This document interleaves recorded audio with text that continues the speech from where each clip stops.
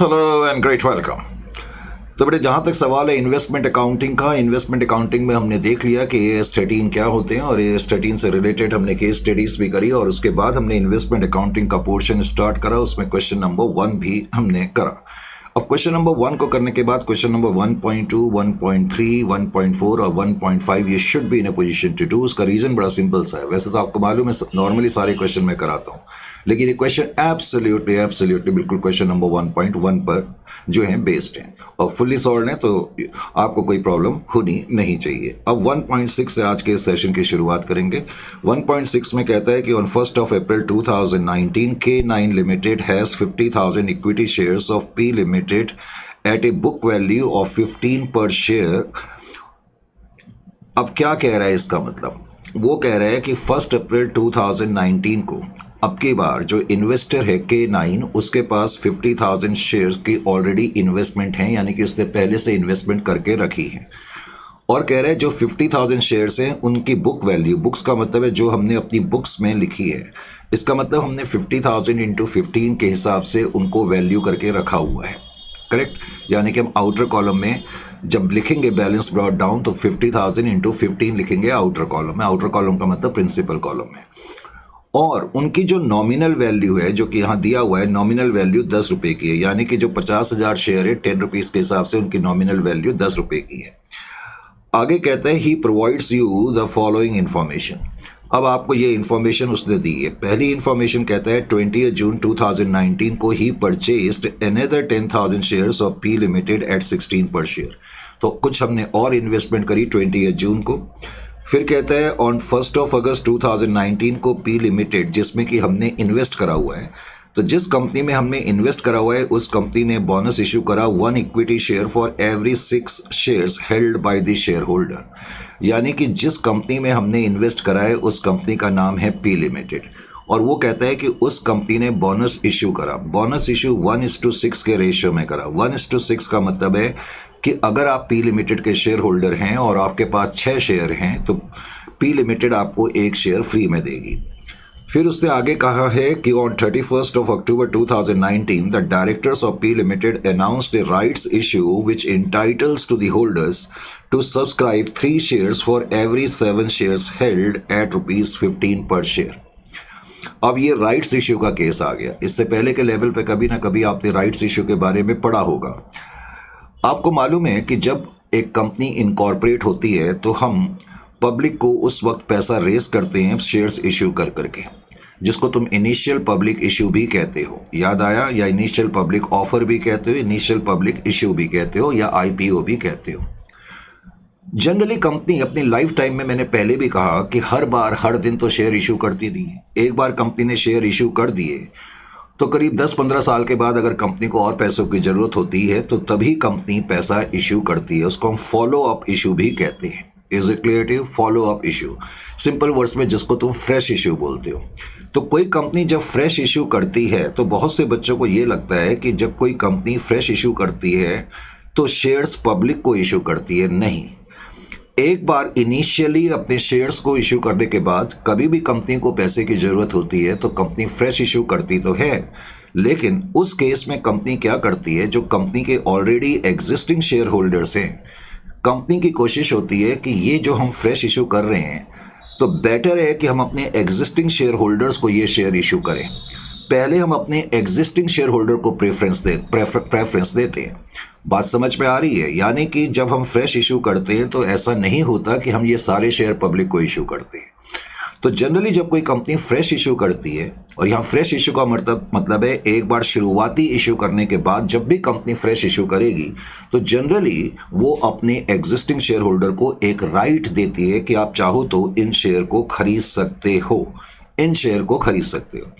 तो इस केस में उसने लिखा कि 31 अक्टूबर 2019 को directors of P limited announced a rights issue which entitles the holders to subscribe 3 shares for every 7। 3 shares for every 7, इसका क्या मतलब है?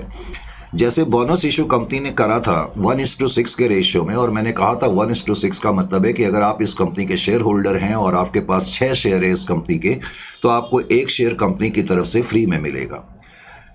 इसी तरह पी लिमिटेड ने अब फ्रेश इशू करा, राइट्स इशू करा, तो अपने एग्जिस्टिंग शेयर होल्डर्स को उन्होंने कुछ राइट्स दिए। राइट्स उन्होंने क्या दिए? उन्होंने कहा कि अगर आप हमारे शेयर होल्डर हैं और आपके पास अगर 7 शेयर हैं तो हम आपको ये जो फ्रेश इशू हो रहा है इसमें से 3 शेयर खरीदने का अधिकार है। पहले हम आपको प्रेफरेंस देंगे, आप इन शेयर को खरीदना चाहते हैं तो खरीद सकते हैं। याद रखें, राइट्स इशू के लिए शेयर होल्डर्स को पे करना पड़ता है, ये शेयर फ्री में इशू नहीं होते। करेक्ट? ये शेयर जो इशू करे जा रहे हैं 15 रुपये के हिसाब से इशू करे जा रहे हैं। अगर आप कंपनी के शेयर होल्डर हैं, करेक्ट, आपके पास 7 शेयर है, तो आपको जो ये कंपनी फ्रेश इशू कर रही है इस फ्रेश इशू में से 3 शेयर्स को खरीदने का अधिकार है, राइट मिल रहा है आपको। राइट्स इशू का मतलब है जो फ्रेश इशू हो रहा है उन फ्रेश इशू में से कुछ शेयर को खरीदने का अधिकार आपको मिल रहा है। तो अगर आपके पास 7 शेयर है तो आपको 3 शेयर खरीदने का अधिकार मिलेगा। मान लो आपके पास 70 शेयर है तो उसका मतलब 30 शेयर्स खरीदने का अधिकार होगा। तो इस रेशियो में कंपनी ने राइट्स इशू करे, लेकिन जो भी शेयर्स को खरीदने का राइट आपका होगा उन शेयर को खरीदने के लिए आपको 15 रुपये देने पड़ेंगे। अब प्रैक्टिकल लाइफ में क्या होता है कि जब कोई कंपनी राइट्स इशू करती है तो राइट्स इशू में शेयर होल्डर्स को एक राइट दिया जाता है। राइट क्या दिया जाता है? सिंप्लिसिटी के लिए मान लेते हैं कि आप इस कंपनी के शेयर होल्डर हैं और सिंप्लिसिटी के लिए मैं मान लेता हूं कि आपके पास 7 शेयर हैं, तो आपको ये 3 शेयर खरीदने का राइट मिल रहा है। अभी आपने शेयर नहीं खरीदे, इन शेयर को खरीदने का राइट मिल रहा है। Is it clear to you? अब आपके पास 2 ऑप्शन है कि इन 3 शेयर को या तो आप खरीद सकते हो 15 रुपये दे करके, आप कंपनी को, क्योंकि राइट शेयर का जो प्राइस है वो 15 है, तो आपको 3 शेयर खरीदने का राइट है, आप राइट इंटाइटलमेंट जिसको हम बोलते हैं, तो आप 15 रुपये दे करके 3 शेयर खरीद सकते हो। एक ऑप्शन तो आपके पास ये है। और दूसरा ऑप्शन आपके पास ये भी है कि अगर आप इन शेयर को नहीं खरीदना चाहते, हालांकि आपके पास अधिकार है 3 शेयर को खरीदने का, लेकिन अगर आप इन शेयर को नहीं खरीदना चाहते तो आप अपने राइट्स को रिनाउंस कर सकते हो। ये रिनाउंस का क्या मतलब है? अपने राइट्स को रिनाउंस कर सकते हो। दूसरा ऑप्शन आपके पास ये है। रिनाउंस का मतलब ये है, मान लेते हैं कि आपका कोई फ्रेंड है, करेक्ट, आप शेयर होल्डर है इस कंपनी के और आपका कोई फ्रेंड है, अब वो इस कंपनी के शेयर को खरीदना चाहते हैं लेकिन उसको मौका नहीं मिल रहा इन शेयर्स को खरीदने का। मैंने कहा कि बार बार तो कंपनी अपने शेयर इशू नहीं करती है, और मान लेते हैं मार्केट में जो इन्वेस्टर्स हैं वो भी इस कंपनी के शेयर को बेचने में अभी फिलहाल इंटरेस्टेड नहीं है, तो आपका फ्रेंड इस कंपनी के शेयर तो लेना चाहता है लेकिन उसको मार्केट से मौका हासिल नहीं हो रहा है। तो अब आप क्या कर सकते हो, बिकॉज आपको 3 शेयर खरीदने का राइट था और अगर आप इन शेयर्स को नहीं खरीदना चाहते तो आप अपने फ्रेंड से कांटेक्ट कर सकते हो और अपने ये राइट उनको ट्रांसफ़र कर सकते हो। जब आप अपने ये राइट उनको ट्रांसफ़र करते हो तो इसका मतलब आपने अपने राइट्स, जो आपका इंटाइटलमेंट था, उसको एक्सरसाइज नहीं करा। अपने राइट्स का जो इंटाइटलमेंट था उसको आपने एक्सरसाइज नहीं करा, तो इसका मतलब है कि आपने अपने राइट्स रिनाउंस कर दिए। यहाँ रिनाउंस का मतलब है कि आपने अपने अधिकार को छोड़ दिया और किसी दूसरे के नाम ट्रांसफ़र कर दिया। अब मैंने तो कहा ये आपका फ्रेंड है, मार्केट में ऐसे कई लोग होते हैं, जरूरी नहीं कि वो आपका फ्रेंड ही हो। खैर एनीवे, आपने मिस्टर एफ को ये राइट्स दे दिए। अब देखें ध्यान से, कई बार क्वेश्चन में ऐसे दिया होता है कि शेयर होल्डर ने अपने राइट को रिनाउंस कर दिया at the rate of 2 rupees के हिसाब से। अब आप बोलोगे एट द रेट ऑफ 2 का क्या मतलब है? इसका मतलब है आप मिस्टर एफ को ये बोल रहे हो कि भाई ये जो शेयर 3 शेयर मुझे खरीदने का अधिकार था और अगर मैं इन 3 शेयर को खरीदता तो मुझे कंपनी को 15 रुपये के हिसाब से पेमेंट करनी पड़ती 3 शेयर के लिए, क्योंकि जो राइट शेयर इशू करे जा रहे हैं 15 रुपये पर शेयर के हिसाब से करे जा रहे हैं। आपने कहा कि मैंने ये शेयर अब नहीं खरीदे और इन शेयर्स को खरीदने का अधिकार मैंने अब आपको ट्रांसफ़र कर दिया है, तो इस अधिकार को ट्रांसफ़र करने के एवज में आप हर शेयर पे मुझे 2 रुपये पेमेंट करोगे। आपने कितने शेयर ट्रांसफ़र करे? 3 शेयर, और हर शेयर पे आपने 2 रुपये हासिल कर लिए। ये आपकी इनकम है। अब बच्चों के दिमाग में लगता है कि ये इनकम कैसे आ गई, शेयर का प्राइस तो 15 था। भाई आपने ये शेयर खरीदे थोड़ी थे, ये आपका राइट था, आपने अभी अधिकार बेचा है। अब इन शेयर को खरीदने का राइट मिस्टर एफ के पास आ गया, लेकिन इन राइट्स को खरीदने के लिए एफ ने आपको हर शेयर पे 2 रुपये दिए। अब इन शेयर को खरीदने के लिए जो मिस्टर एफ है उसको 3 शेयर खरीदने के लिए 15 रुपये के हिसाब से 45 रुपये कंपनी को देने पड़ेंगे। यानी कि जो आपका फ्रेंड है उसको एक शेयर 17 रुपए का पड़ गया। 15 रुपए तो वो कंपनी को देगा और 2 रुपए वो आपको देगा और 2 रुपए आपकी इनकम हो गई। Are you carrying my point or not? तो ये जो लाइन लिखी है यहाँ पर कि share holder can transfer their rights in full or in part. In full or in part का मतलब है जैसे यहाँ तो मैंने कहा मैंने अपने सारे राइट ट्रांसफर कर दिए। ऐसा भी हो सकता है कि जितने शेयर्स को खरीदने का मेरा राइट है उसमें से कुछ मैं एक्सरसाइज कर लूँ और कुछ मैं ट्रांसफर कर लूँ। Is it clear? तो प्रैक्टिकल लाइफ में शेयर होल्डर को जब राइट्स इशू करा जाता है तो शेयर होल्डर्स के पास ये राइट होता है कि वो चाहे तो शेयर्स को खुद अपने राइट्स को खुद क्या बोलते हैं एक्सरसाइज कर लें और या फिर वो अपने राइट को मैंने जैसा कि कहा आगे रिनाउंस कर सकते हैं। Is it clear to you और नॉट? समझ में आ रहा है कि नहीं? तो ये चीज़ एक तो आपको समझ में आ जानी चाहिए। अच्छा जी, तो इस क्वेश्चन में इसका मतलब है कि राइट्स इशू का भी केस है। अब जो राइट्स इशू है, राइट्स इशू के बारे में कुछ चीज़ें आपको और मालूम होनी चाहिए। जब हम आगे क्वेश्चन को करेंगे तो तब करेंगे, फिलहाल इस क्वेश्चन में आगे पढ़ते हैं। अब वो कह रहा है जो इन्वेस्टर है K9 उसने 1/3 ऑफ दी इंटाइटलमेंट, जितने भी शेयर को खरीदने का उसका राइट था, इंटाइटलमेंट था, उसमें से उसने मिस्टर H4 को 1/3 राइट्स बेच दिए।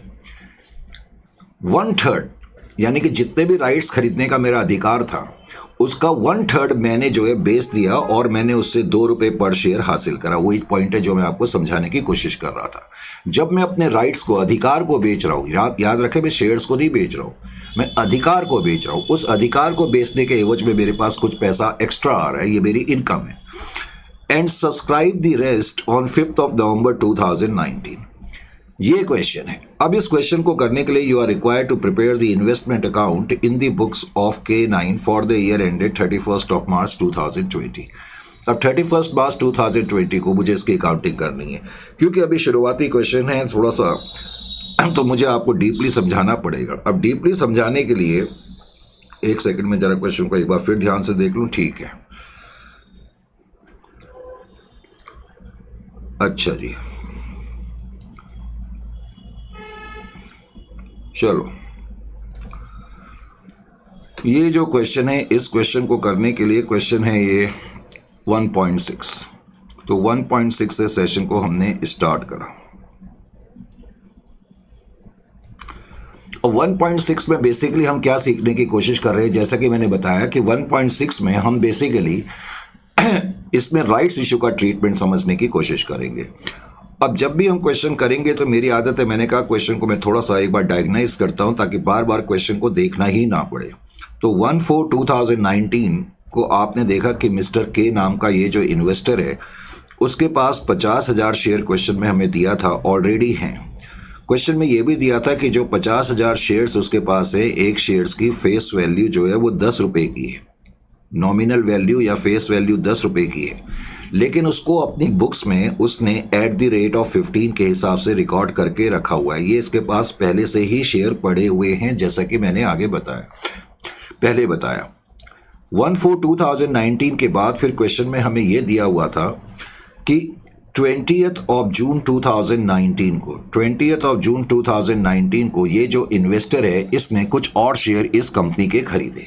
Isn't it or not? ये दिया था या नहीं दिया था? सर दिया था। तो इसने 10,000 शेयर्स इस कंपनी के और खरीदे, 10,000 शेयर्स। और जो 10,000 शेयर्स इस कंपनी के इसने खरीदे वो @16 के हिसाब से खरीदे। ये क्वेश्चन में बकायदा गिवन है।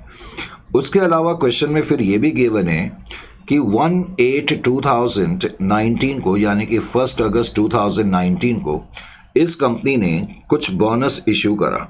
ये भी क्वेश्चन में गिवन है।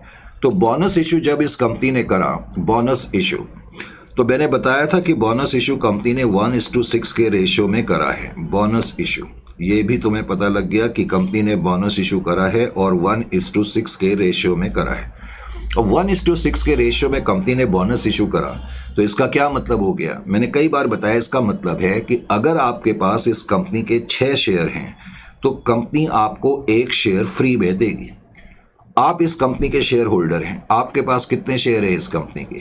कंपनी ने जो बोनस इशू करा है वो 1:6 के रेशियो में करा है। बताओ जरा कितने शेयर है? बोनस इशू 1 अगस्त को हुआ है, तो 1 अगस्त के दिन आपके पास कितने शेयर हैं? देखो 50,000 शेयर तो पहले से ही थे और 10,000 शेयर आपने और खरीदे।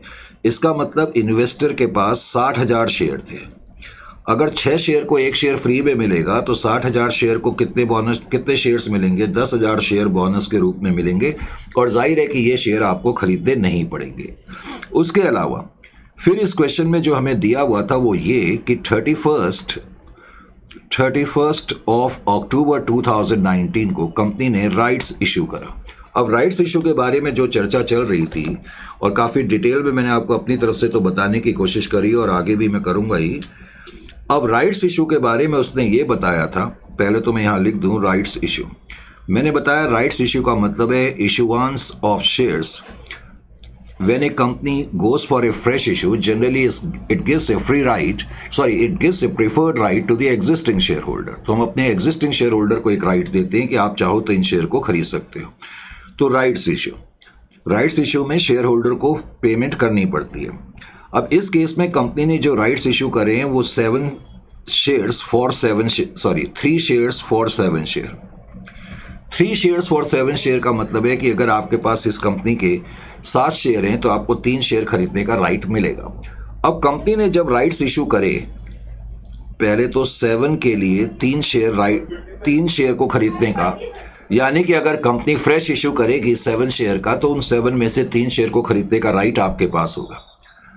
अब मुझे ये बताओ कि जिस दिन राइट्स इशू हुआ उस दिन आपके पास कितने शेयर है? 70,000 शेयर है। कैसे पता लगा? 50,000 शेयर तो आपके पास पहले से ही थे, 10,000 शेयर आपने और खरीदे और 10,000 शेयर आपको बोनस के रूप में मिल गए। तो इसका मतलब है कि 30,000 शेयर को खरीदने का राइट आपके पास है, अधिकार आपके पास है। अगर आप ये 30,000 शेयर खरीदोगे तो आपको 30,000 शेयर खरीदने के लिए एट द रेट ऑफ 15 के हिसाब से पेमेंट करनी पड़ेगी।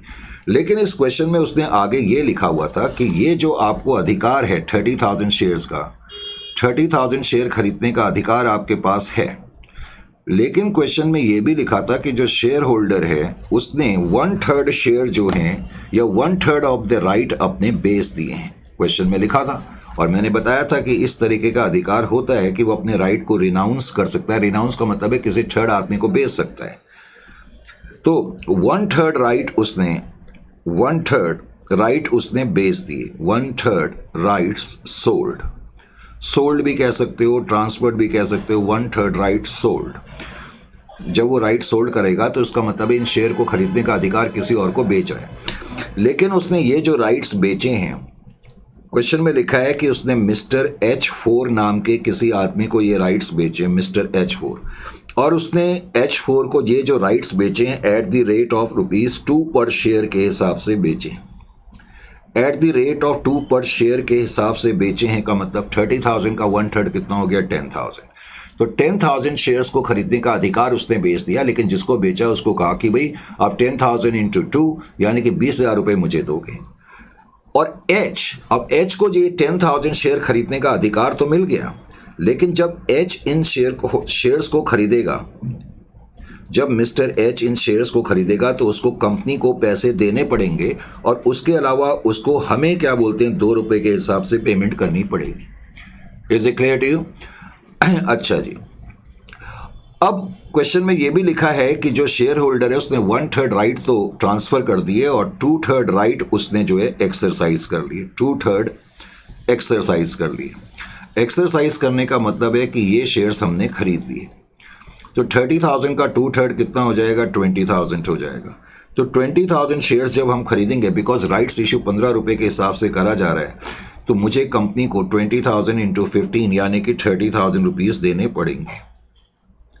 और जैसा कि मैं बता रहा था, H नाम का जो आदमी है उससे आपको इनकम हो गई 10,000 राइट आपने बेचे हैं, 10,000 इंटू 2 20,000 की आपकी इनकम हो गई। और जो मिस्टर H है, मैंने कहा कि वो 2 रुपये पर शेयर आपको देगा। अब कंपनी को वो एट द रेट ऑफ 15 के हिसाब से पेमेंट करेगा। Is it clear to you? यानी कि मिस्टर H को एक शेयर 17 रुपये का पड़ गया, एक तरीके से आप ये कह सकते हैं। तो इस क्वेश्चन की कहानी कुछ यहाँ तक थी। इजंट इट और नॉट? अब इस क्वेश्चन को जरा ठीक तरीके से समझने के लिए, अब जैसा मेरी आदत है कि मैं थोड़ा डिटेल में ही समझाने की कोशिश करता हूँ, तो अब मैंने यहाँ पर लिखा बुक्स ऑफ K9। लीजिए जी, बुक्स ऑफ K9। ये बुक्स ऑफ K9 में हम आ गए। अब K9 की बुक्स में जब हम आ गए तो सबसे पहले तो मैंने बताया, अकाउंट बनाया investment in investment in equity shares of P Limited, equity shares of P Limited.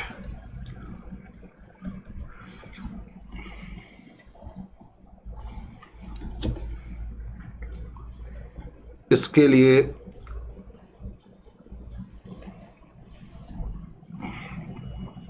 थोड़ा सा मैंने बड़ा बनाया, लीजिए जी। अब इसके एक कॉलम में तो हमने, अगर आप दिखाना चाहते हैं तो डेट भी लिख लें इस कॉलम में, डिटेल्स लिख लें, और उसके अलावा नॉमिनल वैल्यू, और उसके अलावा अमाउंट का मतलब वैसे कॉस्ट के लिए ही होता है। डेट आप प्रिंसिपल भी लिख सकते हैं, डिटेल्स, फिर उसके अलावा नॉमिनल वैल्यू और उसके अलावा अमाउंट। ये चीज़ें लिखने के बाद सबसे पहले तो आपने क्वेश्चन की बिगनिंग कैसे करनी है। उसने लिखा हुआ है कि 1/4/2019 को जो K19 नाम का ये इन्वेस्टर है उसके पास ऑलरेडी पहले से शेयर हैं, तो मैं यहाँ पर लिखूँगा बैलेंस ब्रॉट डाउन।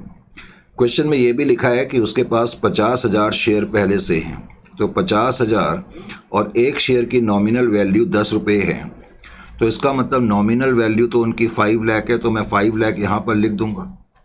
लेकिन उसने उसको अपनी बुक्स में जो लिखा हुआ है @15 के हिसाब से लिखा हुआ है, तो जो 50,000 शेयर हैं उसको @15 के हिसाब से उसने लिखा है, तो 50,000 × 15 दैट इज इक्वल टू 7,50,000। इसका मतलब उसने 7,50,000 दे करके इन शेयर्स को खरीदा है, या इन शेयर की कॉस्ट जो है वो 7,50,000 की है। अब क्वेश्चन में हमें यह दिया हुआ था कि 20 जून को 20th of June 2019 20th of जून को उसने कुछ शेयर और खरीदे, जो कि मैंने आपको बताया था 10,000 शेयर उसने और खरीदे। यहाँ मैंने ये लिखा भी है 20th जून को उसने 10,000 शेयर्स खरीदे हैं। Is it clear to you? तो बार बार आपको देखना नहीं पड़ेगा। तो यहाँ पर मैंने लिखा 20th जून को डिटेल्स के कॉलम में, तो मैंने लिखा टू बैंक, क्योंकि हमने और शेयर्स खरीदे हैं। नॉमिनल वैल्यू के कॉलम में मैंने लिख दिया 10,000 शेयर्स इंटू 10, तो इसका मतलब ये तो इनकी नॉमिनल वैल्यू आ गई 1 लाख। तुम डायरेक्टली लिख सकते हो 1 लाख, ऐसे दिखाना जरूरी नहीं है।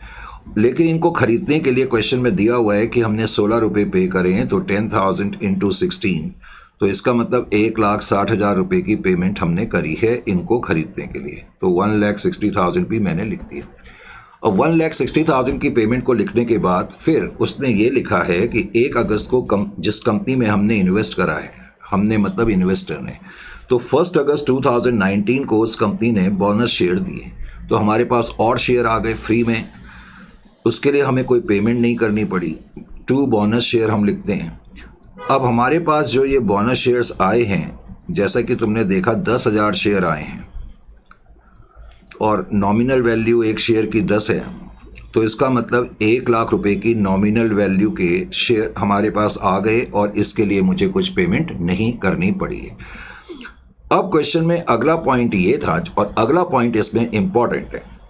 तुम्हें याद होगा क्वेश्चन में लिखा है कि क्या डेट थी, 5/11 थी शायद, अच्छा 31/10 है वैसे तो, लेकिन देखो यहाँ पर मैं अब डेट जो लिखूंगा ना 5/11/2019 लिखूंगा। क्यों लिखूंगा? वो कह रहा है कंपनी ने राइट्स तो इशू करे हैं, कंपनी ने जो राइट्स इशू करे हैं वो 31 अक्टूबर को करे हैं, नो डाउट अबाउट दैट। और कह रहा है कि हमने अपने राइट में से, जो कि 30,000 शेयर को खरीदने का राइट हमारा था, हमने कुछ राइट ट्रांसफ़र कर दिए, बेच दिए, और कुछ राइट हमने एक्सरसाइज कर लिए, यानी कि कुछ शेयर हमने खरीद लिए। लेकिन हमने जो शेयर खरीदे हैं वो 5 नवंबर को खरीदे हैं, इसलिए मैं यहाँ पर ये डेट लिखूँगा। मैं यहाँ लिखूँगा टू बैंक, बिकॉज हमने 20,000 शेयर्स खरीदे हैं, तो 20,000 × 10 तो आपकी नॉमिनल वैल्यू हो जाएगी 2 लाख। लेकिन इन शेयर्स को खरीदने के लिए आपको 15 रुपये पर शेयर कंपनी को देने पड़ेंगे। ये राइट शेयर हैं और कंपनी ने ये शेयर आपको 15 रुपये के हिसाब से ऑफ़र करें, तो that is equal to 3 lakh. तो सर उनका क्या होगा जो आपने 1/3 10,000 शेयर 2 रुपये के हिसाब से बेच दिए थे मिस्टर H4 को, राइट, वो तुम्हारी इनकम है। उसको तुम एक अलग कॉलम में अगर दिखाना चाहते हो तो दिखा सकते हो। यहाँ पर एक छोटा सा पीएनएल अकाउंट बना लो और पीएनएल अकाउंट की क्रेडिट साइड में, क्योंकि डेट यहाँ पर जो हमें दी है वो 5/11 दी है, तो 5/11/2019 को अब आप यहाँ पर लिखेंगे बाई बैंक। क्योंकि जब आपने 10,000 शेयर बेचे, जो 10,000 शेयर आपने बेचे, बल्कि शेयर्स नहीं बेचे, शेयर को खरीदने का अधिकार बेचा है। अधिकार कोई दिखाई देने वाली चीज़ तो है नहीं, तो आपके यहाँ से तो कुछ गया ही नहीं ना, कोई फिजिकल चीज़ तो बाहर गई नहीं, और बदले में आपके पास 20,000 रुपये आ गए। क्योंकि आपने जब ये अधिकार मिस्टर H4 को बेचा तो आपने कहा जी हर शेयर पे मैं 2 रुपये आपसे लूँगा, तो ये आपकी इनकम है। तो इस तरह इन्वेस्टर इनकम कमाते हैं। तो यानी कि राइट्स को ट्रांसफ़र कर करके जो इनकम आती है उसको हमने अपने पीएनएल अकाउंट में क्रेडिट करना है, ये ध्यान में रखना है, वो इन्वेस्टमेंट अकाउंट में नहीं आएगी। तो ईयर के एंड में, जब भी ईयर का एंड है तो वहाँ तुम लिख दोगे टू बैलेंस कैरी डाउन 20,000 बस। यानी कि राइट शेयर को बेच करके जो मेरे पास इनकम आई, उस इनकम को मैंने अपने प्रॉफिट एंड लॉस अकाउंट में ले जाना है। Is it clear to you और नॉट? तो समझ में आ गया। इस क्वेश्चन में कुछ और तो है नहीं। अब कुछ और है नहीं तो जब मैं ईयर के एंड में पहुंचूंगा 31/3/2020 को, तो बस मैं बैलेंस कैरी डाउन कर करके दिखा दूंगा। तो 31/3/2020 को, क्योंकि इस क्वेश्चन में कुछ और इन्फॉर्मेशन नहीं है, तो आप लिखोगे बैलेंस कैरी डाउन। अब आपके पास जो टोटल नंबर ऑफ शेयर तो छोड़ो, ऐसे ही देख लो, 5 लाख, 1 लाख, 1 लाख, 7 लाख और 2, 9 लाख, यानी कि 90,000 शेयर्स हैं आपके पास, जिनकी की नॉमिनल वैल्यू इतनी है, 90,000 शेयर्स ऑफ ₹10 ईच। और इन शेयर्स की कॉस्ट कितनी है वो आपको इनको बैलेंस करना पड़ेगा, तो 12,10,000 इनकी कॉस्ट आपके पास आ जाएगी। Is it clear to you और नॉट? समझ में आया कि नहीं आया? तो ये राइट्स इश्यू से रिलेटेड क्वेश्चन एग्जामिनेशन में काफ़ी ज़्यादा आ रहे हैं, तो ये क्वेश्चन भी आपको आने चाहिए। इस क्वेश्चन को वैसे तो मैंने सारे सॉल्व करे हुए हैं आपके लिए, आप चाहो तो वैसे लिख लो तो ज़्यादा बेटर रहेगा, लेकिन अब मैं फोर्स आपको नहीं कर सकता, लिख लोगे तो ज़्यादा अच्छा है। इस क्वेश्चन को करने के बाद क्वेश्चन नंबर 1.7 में वो क्या कहता है, 1.7 को देखे जी। 1.7 में उसने कहा कि ऑन 1/4/2019 मिस्टर F999 लिमिटेड, ये नाम है इन्वेस्टर का, उसके पास 25,000 शेयर्स हैं एक्स लिमिटेड के, ऑलमोस्ट पिछले क्वेश्चन की तरह है, एटलीस्ट यहाँ तक की जो इन्फॉर्मेशन हमें दी है। 25,000 इक्विटी शेयर्स हैं उसके पास एक्स लिमिटेड के, और वो कह रहे हैं कि उन शेयर्स को उसने बुक में 15 रुपये के हिसाब से लिखा हुआ है, हालांकि उनकी नॉमिनल वैल्यू 10 रुपये की है। तो बैलेंस ब्रॉट डाउन के रूप में क्या करेंगे ये आपको पता लग गया। अब कह रहे हैं 20 जून 2019 को हमने पिछले क्वेश्चन की तरह, इस क्वेश्चन में कहता है 5,000 शेयर और खरीदे हैं 16 रुपये के हिसाब से, तो यहाँ तक तो क्वेश्चन ऑलमोस्ट पिछले क्वेश्चन की तरह है। फिर कहता है directors of X limited announced a bonus and rights issue. अब वो कह रहा है डायरेक्टर्स ऑफ एक्स लिमिटेड ने बोनस इशू की अनाउंसमेंट भी करी और राइट्स की अनाउंसमेंट भी करी।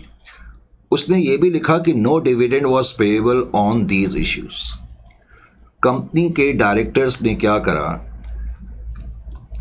20 जून 2019 को जब इस आदमी ने 5,000 शेयर और खरीदे 16 रुपये के हिसाब से, तो डायरेक्टर ऑफ एक्स लिमिटेड ने क्या करा, उन्होंने कहा कि हम बोनस इशू की भी घोषणा करते हैं और राइट्स इशू की भी घोषणा करते हैं, अनाउंसमेंट करते हैं, लेकिन उन्होंने कहा कि ये जो हम बोनस शेयर और राइट शेयर होल्डर्स को देंगे, इन शेयर्स पे डिविडेंड नहीं दिया जाएगा। इनडायरेक्टली इसका मतलब है इस साल हम जो भी डिविडेंड लेंगे वो डिविडेंड आपको नहीं दिया जाएगा। क्वेश्चन में आगे कहता है the terms of the issue are as follows. तो कंपनी ने जो ये बोनस शेयर और राइट्स इशू करे हैं, इनकी जो टर्म है वो क्या है। बोनस इशू उन्होंने 1:6 के रेशियो में करा है और ये 16 अगस्त 2019 को करा है। फिर कह रहा है राइट्स इशू जो उन्होंने करा है वो पिछले क्वेश्चन की तरह 3:7 के रेशियो में करा है और ये 31 अगस्त 2019 को करा है और राइट्स का प्राइस भी 15 है। यहाँ तक तो ये क्वेश्चन काफ़ी हद तक पिछले क्वेश्चन की तरह मिल रहा है। अब उसने ये जो लाइन लिखी है ड्यू डेट फॉर पेमेंट 30/9/2019, इसका मतलब क्या है। इसका मतलब है जो राइट्स को खरीदने का आपका अधिकार है शेयर होल्डर का, जब आप अपने अधिकार को एक्सरसाइज करेंगे तो आपको शेयर को खरीदने के लिए इन राइट शेयर को खरीदने के लिए पेमेंट करनी पड़ेगी, तो वो पेमेंट की जो डेट होगी वो ये होगी। करेक्ट। आगे कह रहा है share holders were entitled to transfer their rights in full or in part, mostly ये लाइन हमेशा लिखी रहती है। Accordingly, Mr. F999 sold 33.33%, 33.33% का मतलब है 1/3 of his entitlement to G4 for a consideration of 2 per share। तो तुमने देखा यहाँ तक तो इस क्वेश्चन में ऑलमोस्ट बिल्कुल सिमिलरिटी है पिछले क्वेश्चन की तरह, क्योंकि यहाँ भी हम कंप्यूट करेंगे तो अब जो भी उसका राइट्स आएगा उसमें से उसने 1/3 बेच दिए, 2/3 उसने खरीद दिए। अब जो ये 1/3 उसने राइट्स बेचे किसी तीसरे आदमी G4 को, उसको एट द रेट ऑफ 2 के हिसाब से बेचे, जो कि हमारी इनकम है। अब क्वेश्चन में डिविडेंड के बारे में भी कुछ इन्फॉर्मेशन दी है और ये थोड़ी सी ट्रिकी इन्फॉर्मेशन है। इस क्वेश्चन में उसने लिखा कि dividend for the year ended 31/3/2019 at the rate of 20% were declared by x limited. अब कह रहा है dividend for the year 31/3/2019 at the rate of 20% were declared by x limited and received by mister F on 31/10/2019। वो क्या कह रहा है, जो कंपनी के डायरेक्टर्स हैं, देखो अकाउंटिंग ईयर तुम्हारा 1/4/2019 से स्टार्ट हो रहा है, ये करंट अकाउंटिंग ईयर, और ख़त्म जो हो रहा है ये अकाउंटिंग ईयर 31/3/2020 को ख़त्म हुआ होगा, इसमें भी कोई डाउट नहीं है। अब लास्ट ईयर जो हमारा ख़त्म हुआ होगा, जो लास्ट ईयर हमारा ख़त्म हुआ होगा वो 31/3/2019 को ख़त्म हुआ होगा। मैं लास्ट ईयर की बात बता रहा हूँ, ये तो करंट ईयर है। करंट ईयर 1/4/2019 से स्टार्ट हो रहा है, तो लास्ट ईयर इस तारीख को ख़त्म हुआ होगा और लास्ट ईयर 1/4/2018 को स्टार्ट हुआ होगा, इसमें भी कोई डाउट नहीं है।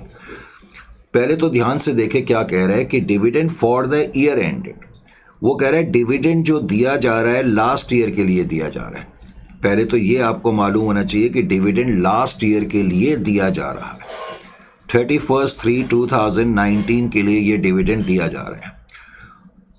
हालांकि कंपनी ने डिविडेंड जो है लास्ट ईयर के लिए डिक्लेयर तो करा है, वो एक अलग मैटर है कि लास्ट ईयर का डिविडेंड कंपनी ने करंट ईयर में 31/10/2019 को डिक्लेयर करा और पे करा।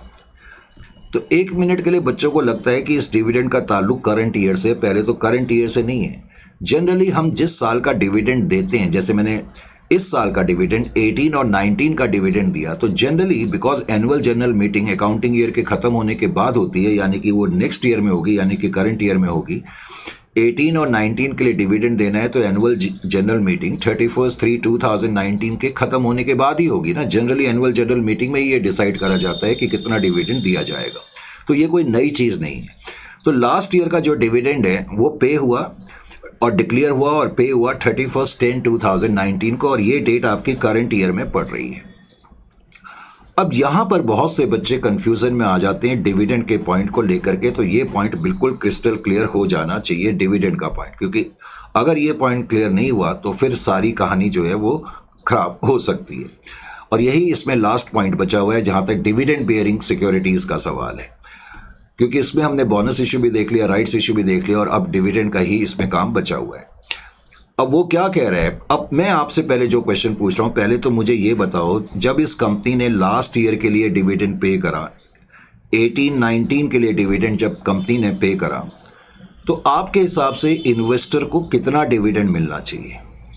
याद रखें कंपनी ने इस साल के लिए डिविडेंड पे करा है, ये मत देखो डिविडेंड कब पे करा है, वो पेमेंट की डेट कंपनी की तरफ से ये है, लेकिन इस साल के लिए डिविडेंड पे करा है, तो इन्वेस्टर को कितना डिविडेंड मिलना चाहिए? और तुम्हें क्वेश्चन में दिया हुआ है कि 1/4/2019 को इन्वेस्टर के पास इस कंपनी के 25,000 शेयर पहले से ही हैं, 25,000 शेयर पहले से ही हैं, यहाँ पर लिखा भी हुआ है मैंने, और शुरू में यहाँ पर लिखा भी था 25,000 शेयर हैं उसके पास। तो आपके हिसाब से कितना डिविडेंड पे होना चाहिए? चलो आप तब तक सोचो, मैं ज़रा आगे की कहानी बयान कर दूं। वैसे 95% मेरे को 95 क्या ऑलमोस्ट 100% बच्चे ये बोलेंगे सर इस डेट को उसके पास 25,000 शेयर हैं और कंपनी ने डिविडेंड इस साल के लिए पे करा है, तो लॉजिकली 25,000 शेयर पे उसको डिविडेंड मिलना चाहिए। एक मिनट के लिए लगता तो यही है कि 25,000 शेयर्स पे ही डिविडेंड मिलना चाहिए। क्वेश्चन में ये भी लिखा था कि करंट ईयर में उसने 5,000 शेयर कुछ और खरीदे हैं 20 जून को, ये 5,000 शेयर और खरीदे हैं। लेकिन बाद में तुम्हें ये जान कर के हैरानी होगी कि उसको डिविडेंड जो मिलेगा 25,000 शेयर जो पहले से ही हैं, बिकॉज ये शेयर तो पहले से ही हैं, इसका मतलब ये शेयर इसके पास इस साल भी थे, क्योंकि ये शेयर तो पहले से ही है ना 25,000, लेकिन ये 5,000 शेयर तो उसने इसी साल खरीदे हैं, तो इन 5,000 पे भी उसको डिविडेंड मिलेगा। लेकिन क्यों मिलेगा, पॉइंट यहाँ पर ही है। तो इसके लिए तुम्हें पहले ये मालूम होना चाहिए कि कंपनी के डिविडेंड देने का प्रोसेस क्या होता है। इसको पहले ध्यान से सुन लो। अब मैंने पॉइंट चला ही दिया है तो पहले मैं जरा इस पॉइंट को क्लियर कर ही दूँ, क्योंकि फिर बाद में ये कंफ्यूज करेगा अदरवाइज। तो देखिए जी, जब कंपनी, मैं थोड़ा सा इसको ना यहाँ पर समझा देता हूँ। ये हमारा लास्ट ईयर है, ठीक है, एक सेकेंड, मैंने कहा ये हमारा लास्ट ईयर है। थोड़ा सा मैं नीट तरीके से समझा दूं, फिर खचपच में। लास्ट ईयर जो ख़त्म हो रहा है वो 31/3/2019 को ख़त्म हो रहा है और कंपनी ने इस ईयर के लिए डिविडेंड पे करा है। तो 1/4/2018 से लास्ट ईयर हमारा स्टार्ट हुआ होगा। कंपनी ने इस साल के लिए डिविडेंड पे करा है, भले ही वो करंट ईयर में पे करा है, उससे कुछ फ़र्क नहीं पड़ता, भले ही वो करंट ईयर में पे करा है। करंट ईयर 1/4/2019 है, 31/3/2020 है, करेक्ट। जब कंपनी किसी पर्टिकुलर ईयर के लिए डिविडेंड पे करती है, जैसे इस साल के लिए कंपनी जब डिविडेंड पे कर रही है, तो कंपनी इस तारीख को देखेगी, लास्ट ईयर के एंड में देखेगी। जैसे हम इस साल के लिए अगर डिविडेंड पे कर रहे हैं तो कंपनी इस डेट को देखेगी कि हमारे शेयर रजिस्टर में, कंपनी सिंपल वर्ड्स में अपने शेयर रजिस्टर को देखेगी, कंपनी अपने शेयर रजिस्टर को देखेगी। उन शेयर रजिस्टर में जिन जिन शेयर होल्डर्स के नाम होंगे और उनके आगे जितने शेयर्स होंगे, डिविडेंड उनको दिया जाएगा। ये भी मैंने आपको बता दिया कि कंपनी जब डिविडेंड किसी पर्टिकुलर ईयर के लिए देती है तो वो डिविडेंड कैसे दिया जाता है या किन शेयर होल्डर को दिया जाता है। क्या बताया मैंने कि कंपनी अगर इस साल के लिए डिविडेंड दे रही है तो कंपनी के डायरेक्टर ईयर के एंड में अपने कंपनी सेक्रेटरी से पूछेंगे, भाई जरा शेयर होल्डर्स की लिस्ट लेकर के आना। वो शेयर रजिस्टर लेकर के आ जाएगा, उस लिस्ट को देखा जाएगा तो कंपनी को पता लग जाएगा हमारे कितने शेयर होल्डर्स हैं और हम उनको डिविडेंड कंपनी दे देगी। अब मेरा क्वेश्चन ये है कि ये जो इन्वेस्टर है, और तुम्हें क्वेश्चन में बाकायदा ये दिया है कि 1/4/2019 को इस इन्वेस्टर के पास 25,000 शेयर पहले से ही, 25,000 शेयर पहले से ही है। मैं आपसे ये क्वेश्चन पूछ रहा था कि इस इन्वेस्टर को कितना डिविडेंड मिलेगा। तो मैंने कहा जिस तरीके से मैंने समझाया और मोस्टली जो हम लोगों की नॉलेज है उस हिसाब से एक मिनट के लिए ऐसा लगता है कि डिविडेंड सिर्फ 25,000 शेयर पे मिलेगा। वो इसलिए कि 1/4/2019 को इन्वेस्टर के पास 25,000 शेयर है, नंबर 1।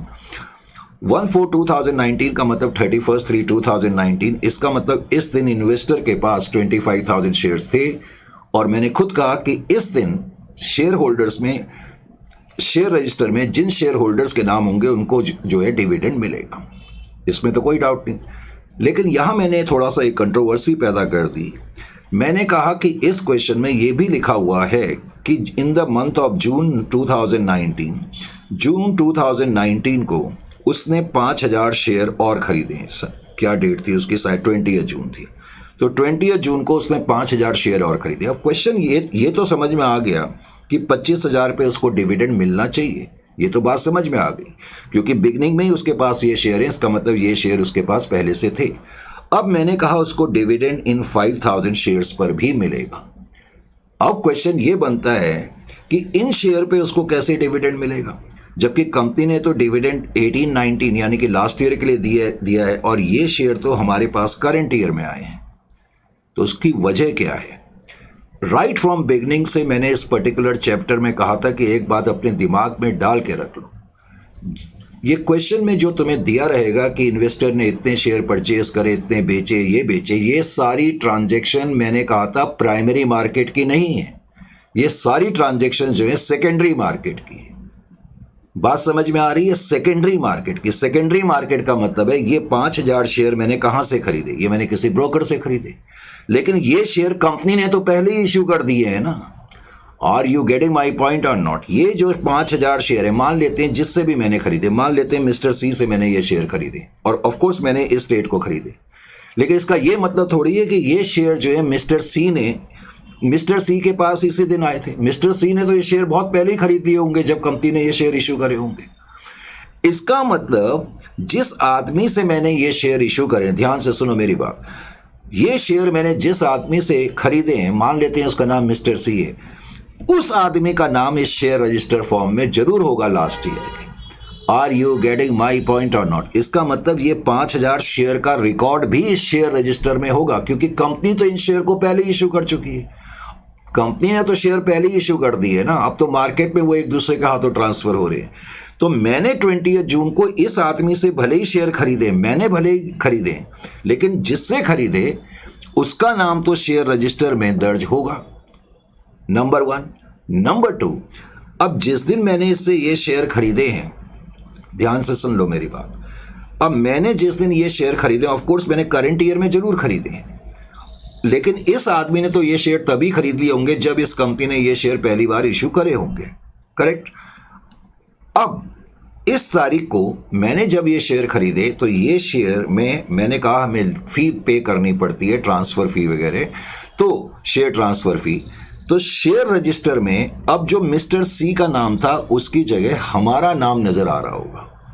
याद रखें, कंपनी के डायरेक्टर ने जो ये डिविडेंड पे करा है वो तकरीबन 31, क्या डेट थी मैं ही भूल गया, कौन सी डेट, कौन सा क्वेश्चन है, 1.7 में उसने जो डेट दी थी यहाँ पर 31/10/2019, तो कंपनी के डायरेक्टर ने 31/10/2019 को डिविडेंड डिक्लेयर करा है। तो इस दिन वो इस दिन का रजिस्टर चेक कर रहे हैं, इस दिन का रजिस्टर 31/3/2019 का रजिस्टर वो इस दिन चेक कर रहे हैं, तो वो देखेंगे इस रजिस्टर में तो 5,000 शेयर मिस्टर सी के नाम और हैं। मिस्टर सी के नाम जो थे वो हमारे नाम शिफ्ट हो चुके हैं। इसका मतलब ये है कि मैं जो पॉइंट समझाना चाह रहा हूँ, इस शेयर रजिस्टर में मेरे नाम के यानी कि इन्वेस्टर के नाम के 25,000 शेयर तो हैं ही, क्योंकि ये तो हमने खरीदे ही हैं, और ये 5,000 शेयर का भी हमारा नाम इसमें दर्ज है पहले से ही। ये शेयर मिस्टर सी ने खरीदे थे, उसने पहले ये शेयर खरीद लिए थे, अब उसकी जगह मेरा नाम आ चुका है, इसलिए मुझे जो मिलेगा डिविडेंड पहले तो 25,000 शेयर पे भी मिलेगा और 5,000 शेयर पर भी मिलेगा। ये पॉइंट इस क्वेश्चन में सबसे क्रिटिकल क्रूशियल पॉइंट होता है जो कि आपको समझ में आ जाना चाहिए। Is it clear to you और नॉट? अगर ये पॉइंट तुम्हारी समझ में आ गया है तो हम थोड़ा सा आगे की तरफ बढ़ेंगे। अभी ट्रीटमेंट में आपको बताता हूँ। मेन तो इसमें पॉइंट ये है कि हमें डिविडेंड पहले कितना मिलेगा। आधी कंफ्यूजन तो इसी में हो जाती है कि डिविडेंड कितना मिलेगा। अब क्वेश्चन में आगे उसने लिखा dividend for shares acquired by him on 20th June 2019। अब वो कह रहे हैं dividend for shares acquired by him on 20th June 2019 are to be adjusted against the cost of purchase। अब इस लाइन का क्या मतलब हो गया? अब मुझे एक बात बताओ, थोड़ी देर के लिए मान लो कि ये मैंने कहा कि ये 5,000 शेयर जो हमने इस तारीख को खरीदे हैं, मान लेते हैं ये शेयर आपके हाथ में है, मैं आपसे ये शेयर खरीद रहा हूँ, सेकेंडरी मार्केट के ट्रांजैक्शन है, मैंने ये शेयर आपसे खरीदे और क्वेश्चन में देखो यहाँ लिखा भी हुआ है कि हमने ये जो शेयर खरीदे हैं, यहाँ मैंने कहीं एक सेकंड के लिए, ये हमने जो शेयर खरीदे हैं 5,000 शेयर खरीदे, हालांकि 10 रुपए वाले शेयर हैं, हमने 16 रुपए के हिसाब से आपसे खरीदे हैं। मैं इन्वेस्टर हूं और मैंने आपसे ये 5,000 शेयर खरीदे हैं। इस कंपनी के ये शेयर आपके पास हैं, 10 रुपए वाले शेयर हैं आपके पास, लेकिन जब मैंने कहा कि आप मुझे ये शेयर दो तो आपने कहा नहीं जी, हम तो आपको 5,000 × 16 देंगे। क्यों तुमने मुझसे ज़्यादा पैसे मांगे और मैं तुम्हें क्यों ज़्यादा देने के लिए तैयार हूँगा? क्या वजह हो सकती है? सर, कंपनी की रेप्यूटेशन बहुत अच्छी हो सकती है और आप शेयर को खरीदने में बिल्कुल इंटरेस्टेड होंगे, इसलिए आप हमें ज़्यादा प्राइस दे रहे होंगे। मान लेते हैं कि थोड़ी देर के लिए ऐसा नहीं, क्योंकि मैं आपको काउंटर कर सकता हूं कि अगर कंपनी की रेप्यूटेशन बहुत ज़्यादा अच्छी है तो आप ही क्यों शेयर बेच रहे हो अपने? Are you getting my point? आप तो शेयर बेच रहे हो ना। अगर कंपनी की रेप्यूटेशन बहुत ही अच्छी है तो आप क्यों नहीं अपने पास इन शेयर को रख सकते? दरअसल सेकेंडरी मार्केट में जब कोई इन्वेस्टर किसी दूसरे इन्वेस्टर से, आप भी तो इन्वेस्टर ही हो ना, तो आपसे जब मैंने ये शेयर खरीदे तो आपने मुझसे ज़्यादा प्राइस क्यों मांगा? उसका रीज़न पता है क्या है? आप बोलोगे दरअसल हम ये 5000 शेयर जो 10 रुपए वाले हैं सर आपको इसलिए बेच रहे हैं ज़्यादा प्राइस पर, क्योंकि हमारे हिस्से का जो डिविडेंड है वो अब आपके खाते में जाएगा। क्योंकि जब ये शेयर हम आपको दे देंगे तो शेयर रजिस्टर में हमारी जगह आपका नाम आ जाएगा, जो कि मैंने आपको बताया भी, और हमारे हिस्से का डिविडेंड भी तो आपको मिलेगा ना, इसलिए हम थोड़ा सा आपसे ज़्यादा प्राइस लेंगे। इसका मतलब ये है कि मैंने ये 5000 शेयर 10 रुपए वाले जो कि 50,000 के शेयर हैं, ऑलमोस्ट मैंने आपसे 80,000 में खरीदे, 5000 इंटू 16, यानी कि मैंने आपको 30,000 रुपीज़ एक्स्ट्रा दिए। 30,000 मैंने आपको एक्स्ट्रा दिए, 50,000 की जगह मैंने आपको 80,000 रुपये एक्स्ट्रा दिए, इसमें कोई डाउट नहीं है। लेकिन मैंने भी इसलिए दिए इन्वेस्टर क्योंकि मुझे आपका वो पॉइंट पसंद आ गया, क्योंकि आपने कहा कि आपके हिस्से का डिविडेंड मुझे मिलेगा और मुझे तुम्हारे हिस्से का डिविडेंड मिल रहा है। तो मुझे लगा कि अभी तो मैं 50,000 रुपये अभी तो मैं आपको 80,000 दे रहा हूँ, 30,000 यानी कि 50,000 प्लस 30,000 मैं आपको 80,000 की पेमेंट कर रहा हूँ, यानी कि 30,000 एक्स्ट्रा कर रहा हूँ। लेकिन मुझे भी ये यकीन है कि आपके हिस्से का डिविडेंड मेरे खाते में आएगा, तो उस डिविडेंड को मैं अपनी इनकम ना मान करके जो ये एक्स्ट्रा अमाउंट मैं पे कर रहा हूँ इसके अगेंस्ट एडजस्ट कर लूँगा। अकाउंटिंग स्टैंडर्ड AS 13 इस बात की इजाज़त देता है कि अगर आप, ये बहुत क्रिटिकल पॉइंट है, बच्चों के बिल्कुल समझ में नहीं आता और बच्चे छोड़ देते हैं इस तरह के क्वेश्चंस को, आप इसको अच्छी तरह समझ लें तो आपको कोई प्रॉब्लम नहीं होगी। एक बार समझने में थोड़ा वक्त लगता है और हमें भी बोलने में और समझाने में वक्त लगता है, लेकिन एक बार समझ में आ जाएगा तो you will have one of the best knowledge. I need not require to remind regarding that. तो AS 13 ये कहता है कि अगर सेकेंडरी मार्केट से मैंने कोई शेयर खरीदे हैं, सिंपल वर्ड्स में सेकेंडरी मार्केट से, तो सेकेंडरी मार्केट से जो हमने शेयर खरीदे हैं, अगर उसके लिए मैंने कुछ एक्स्ट्रा प्राइस दिया है तो उन शेयर्स का जो डिविडेंड है, यानी कि ये आपके जो 5000 शेयर पे जितना भी डिविडेंड बनेगा, उस डिविडेंड को मैं बजाय अपने P&L में ले जाने के, जो मैंने ये एक्स्ट्रा अमाउंट पे कराए इसके अगेंस्ट एडजस्ट कर सकता हूँ। ये इस लाइन का बेसिकली मतलब है। Dividend for the share acquired by him on 20th of June 2019 are to be adjusted against the cost of the purchase. और ये एडजस्टमेंट कैसे होगी ये मैं आपको बताऊंगा। सिंपल वर्ड्स में वो कह रहा है जो आपने एडिशनल शेयर्स खरीदे हैं उनका जो डिविडेंड है वो आप कॉस्ट के अगेंस्ट एडजस्ट कर सकते हैं। लास्ट में उसने कहा on 15/11/2019 mister F999 sold 25,000 equity share eight A premium of 5 पर शेयर। तो फिर उसने ये भी बताया कि हमने ये कुछ अपने शेयर बेच दिए हैं, 25,000 शेयर 5 रुपये के हिसाब से। और इस क्वेश्चन में उसने कहा कि जो इन्वेस्टर है F999, आप एक तो उसकी बुक्स में इन्वेस्टमेंट अकाउंट बना करके दिखाओ और एक प्रॉफिट एंड लॉस अकाउंट भी बना करके दिखाओ। मैं आपसे कई बार कह चुका हूँ, हालांकि इस तरह के क्वेश्चंस को, इस तरह के इलेक्ट्रॉनिक जो ये पैड्स होते हैं ना आजकल, पहले तो बोर्ड में पढ़ाने में इसीलिए आसानी होती थी थोड़ा सा, कि बल्कि उसको समझाने में आसानी होती थी। अब आजकल तो बच्चों को बस एक तो तरीका ये है कि मैं बस ये रीड करा दूँ, ये आइटम यहाँ आया यहाँ आया, और आजकल आपको इसी तरह का पसंद है, लेकिन भले ही समझ में कुछ ना आए। खैर एनीवे, मैंने ये रीड कुछ नहीं कराया और मैं इस क्वेश्चन को बड़े कॉम्प्रिहेंसिव लेवल पे करा रहा हूँ। इसके साथ ही हमारी इन्वेस्टमेंट अकाउंटिंग का डिविडेंड बेयरिंग जो सिक्योरिटीज़ का पार्ट है उससे रिलेटेड अकाउंटिंग का पार्ट भी ख़त्म होगा। Is it clear to you? अभी हम इसको कंटिन्यू रखेंगे, लेकिन 5 मिनट का ब्रेक ले रहे हैं अभी। 5 मिनट के बाद, क्योंकि मैं भी बोलते बोलते थक गया हूँ, तो 5 मिनट के बाद अभी कंटिन्यू रखेंगे।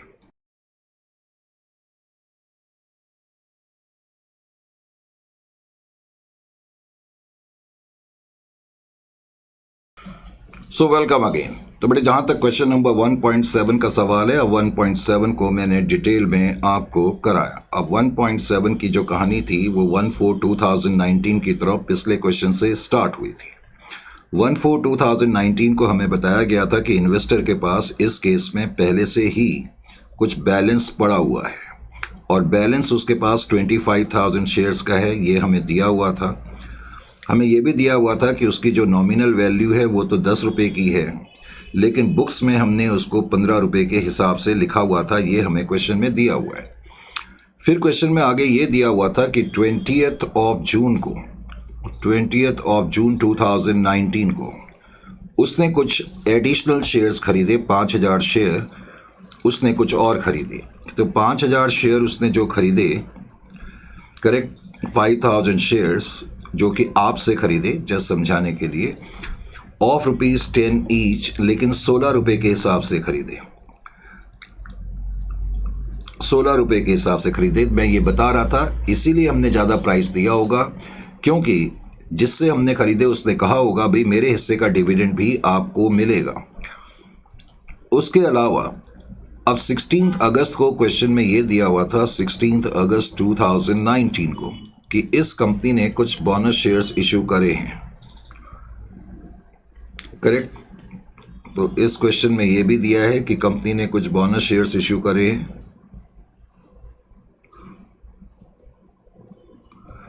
अगर आपको याद हो तो कंपनी ने जो बोनस शेयर इशू करे थे वो 1:6 के रेशियो में करे हैं, 1:6 के रेशियो में कंपनी ने बोनस शेयर इशू करे हैं। अब 1:6 का मतलब ये भी हो गया कि मेरे पास जो टोटल शेयर्स हैं, देखो 25,000 और 5,000। पहले तो बोनस इशू का मतलब क्या है कि अगर आपके पास 6 शेयर हैं तो कंपनी आपको 1 शेयर फ्री में दे रही है, और अगर आपके पास 30,000 शेयर, 25,000 पहले और 5,000 जो आपने और खरीदे, तो 30,000 शेयर हैं तो आपको कितने शेयर मिलेंगे, that is 30,000 into 1 divided by 6, that is equal to 5,000। तो इसका मतलब बोनस के रूप में आपको 5,000 शेयर्स मिलेंगे। Is it clear to you और नॉट? यहाँ तक समझ में आ गया? अच्छा जी। उसके बाद फिर क्वेश्चन में हमें आगे क्या दिया हुआ था? क्वेश्चन में उसने आगे ये दिया था कि 31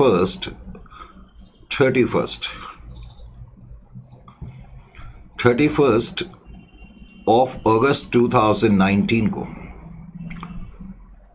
कंपनी ने कुछ राइट्स इशू के बारे में भी बताया, और राइट्स इशू के बारे में कंपनी ने ये बताया कि हम जो राइट्स इशू करेंगे पिछले क्वेश्चन की तरह 7:3 के रेशियो में करेंगे, बल्कि 3:7 के रेशियो में करेंगे rights issue. Rights issue company ने कहा है कि हम 3 शेयर्स देंगे हर 7 शेयर के लिए। इसका मतलब है कि अगर आपके पास 7 शेयर हैं तो कंपनी आपको 3 शेयर दे रही है, और इस तारीख को आपके पास कितने शेयर है, 25 + 5 30, और आपको 5 शेयर और मिल गए, यानी कि आपके पास 35,000 शेयर हैं। तो 7 शेयर के लिए 3 शेयर्स राइट्स के रूप में मिलेंगे, और 35,000 शेयर्स के लिए कितने राइट्स बन जाएंगे, 35,000 इंटू 3 डिवाइडेड बाई 7। तो इसका मतलब है कि कंपनी जो ये फ्रेश इशू कर रही है, उन फ्रेश इशू में से 15,000 शेयर को खरीदने का आपका राइट है, आपका राइट है। लेकिन जैसे कि क्वेश्चन में लिखा था कि आपने कुछ राइट जो है बेच दिए और कुछ राइट जो हैं आपने एक्सरसाइज कर लिए, करेक्ट। तो राइट्स 1/3 राइट आपने बेच दिए या रिनाउंस कर दिए, 1/3 राइट्स सोल्ड, 1/3 राइट्स जो थे वो आपने बेच दिए। तो 1/3 राइट्स का मतलब है डेट इज 5,000 राइट्स। अब ये राइट्स बेचने का मतलब है कि इन शेयर्स को खरीदने का अधिकार आपने एक मिस्टर G4 नाम के आदमी को बेच दिया, और जिसको भी बेचा आपने उससे 2 रुपये का कमीशन एक तरीके से हासिल करा। आपने कहा मैं अपना अधिकार आपको बेच रहा हूँ, आप मुझे 10,000 रुपये दे दो, और कंपनी को आप 5,000 इंटू 15 रुपये के हिसाब से पेमेंट कर देना। और वो कहता है कि 2/3 राइट्स हमने जो है एक्सरसाइज कर लिए। 2/3 एक्सरसाइज का मतलब है कि हमने इन शेयर्स को खरीद दिया। तो 2/3 का मतलब हो गया कि 10,000 शेयर। तो 10,000 शेयर हम खरीदेंगे। अब 10,000 शेयर को खरीदने के लिए हमें कंपनी को पेमेंट करनी पड़ेगी 15 रुपये के हिसाब से, इसका मतलब 15,000। एक तो इस क्वेश्चन में ये चीज़ थी। क्वेश्चन का बारीकी से निरीक्षण करना बहुत ज़रूरी है, नहीं तो फिर प्रॉब्लम आ जाती है। अब उसके अलावा इसमें अगला पॉइंट जो है वो डिविडेंड को लेकर के है। जो मैं आपको डिविडेंड की कहानी बता रहा था, डिविडेंड, इस क्वेश्चन में डिविडेंड को लेकर के अब आपके पहले तो समझ में आ जाना चाहिए कि डिविडेंड हमें 25,000 शेयर जो पहले से थे उस पर तो मिलेगा ही, और 5,000 शेयर पे भी हमें क्यों मिल रहा है, ये मैंने आपको बताने की कोशिश करी थी शुरुआत में। यानी कि इस क्वेश्चन में जो 25,000 शेयर हैं, और डिविडेंड हमेशा नॉमिनल वैल्यू पे मिलते हैं। जो 20,000 शेयर हैं उनकी नॉमिनल वैल्यू 10 रुपये के हिसाब से 2.5 लाख रुपए की है। 2.5 लाख की, और उस पे आपको कंपनी ने डिविडेंड डिक्लेयर करा है और पे करा है 20% के हिसाब से, तो आपके हिस्से का डिविडेंड कितना बन गया? 50,000 रुपये का बन गया। तो 50,000 रुपये का डिविडेंड एक तो आपको ये मिलेगा।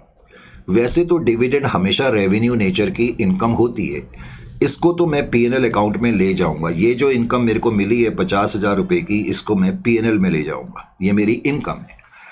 लेकिन जैसा कि मैंने बताया था, जो मैंने 5,000 शेयर ये खरीदे हैं, हालांकि ये मैंने करंट ईयर में खरीदे, उसके बावजूद भी इन शेयर पे मुझे डिविडेंड क्यों मिल रहा है? क्योंकि ये शेयर जो हैं, जिस इन्वेस्टर से मैंने खरीदे उसने तो पहले ही खरीद लिए होंगे और उसका नाम शेयर होल्डर्स में शेयर रजिस्टर में दर्ज था, और जब मैंने उससे खरीदे तो उसकी जगह पर अब मेरा नाम आ गया है, तो उसके हिस्से का डिविडेंड मेरे पास ही आएगा। और 5,000 इंटू 10, तो 50,000 ये नॉमिनल वैल्यू है, और इस पे जो डिविडेंड बना 20% के हिसाब से 10,000 का डिविडेंड बना। वैसे तो इसको भी पीएनएल में ले जाना चाहिए, लेकिन प्रॉब्लम क्या है कि जो मैंने ये शेयर खरीदे थे, इन शेयर को मैंने एक्स्ट्रा अमाउंट कितना पे करा, इन शेयर्स को खरीदने के लिए मैंने एक्स्ट्रा अमाउंट कितना पे करा है, जस्ट ये समझाने के लिए मैंने लिखा। जो एक्स्ट्रा अमाउंट आपने इन शेयर को खरीदने के लिए पे करा है वो 5,000 इंटू 6, क्योंकि आपने 16 रुपये के हिसाब से शेयर खरीदे, तो इसका मतलब 30,000 रुपये आपने एक्स्ट्रा पे करे हैं। तो AS13 ये कहता है कि इन शेयर से जो डिविडेंड मिलेगा, इन शेयर से जो डिविडेंड मिलेगा, वो डिविडेंड आपने जो एक्स्ट्रा अमाउंट पे करा है उसको सेट ऑफ करने में आप यूज कर सकते हो। Is it clear to you और नॉट? तो ये 10,000 रुपीज का जो डिविडेंड है विल बी एडजस्टेड, इसको हम एडजस्ट करेंगे, adjusted against the cost, adjusted against the cost. Adjusted against the cost का भी क्या मतलब हो गया? जब मैं अभी अकाउंट बनाऊंगा तो ये 5,000 शेयर मैंने 16 रुपये के हिसाब से खरीदे, तो मैं डेबिट साइड पे लिखूंगा 5,000 इंटू 30, 80,000। अब इन पे जो 10,000 का डिविडेंड मिल रहा है, मैं इनकी कॉस्ट के अगेंस्ट एडजस्ट कर रहा हूं, का मतलब है कि मैं ये 10,000 रुपीज को कॉस्ट के कॉलम में ऑपोजिट साइड पे दिखा दूंगा, यानी कि जो मैंने कॉस्ट पे करी है 80,000 की, उसको मैं 10,000 से कम कर रहा हूं, तो हम बोलेंगे it will be adjusted against the cost. Indirectly इसका ये भी मतलब हो गया कि ये 10,000 का डिविडेंड हम कैपिटलाइज कर रहे हैं। एडजस्टेड अगेंस्ट द कॉस्ट का मतलब हम इसको पीएनएल में नहीं ले जा रहे, जो हमने एक्स्ट्रा अमाउंट पे करा है। एक और बात, स्टैंडर्ड ये भी कहता है कि जो हमने एक्स्ट्रा अमाउंट पे करा है केवल उतने तक मैं एडजस्ट कर सकता हूं कॉस्ट के अगेंस्ट। जैसे मेरे को अगले साल 10,000 मिलेंगे, उसको भी मैं एडजस्ट कर सकता हूं। मान लेते इन्हीं पे अगले साल 10,000 और मिले, उसको भी एडजस्ट कर सकता हूं। तो 3 साल में ये जो मैंने एक्स्ट्रा अमाउंट पे करा है ये एडजस्ट हो जाएगा। उसके बाद जो चौथे साल में डिविडेंड मिलेगा उसको मुझे पीएनएल में ही ले जाना पड़ेगा। समझ में आया? तो मेन पॉइंट यहां पर क्या है कि maximum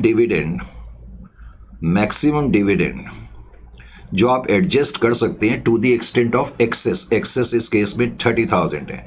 maximum dividend can be adjusted, maximum dividend can be adjusted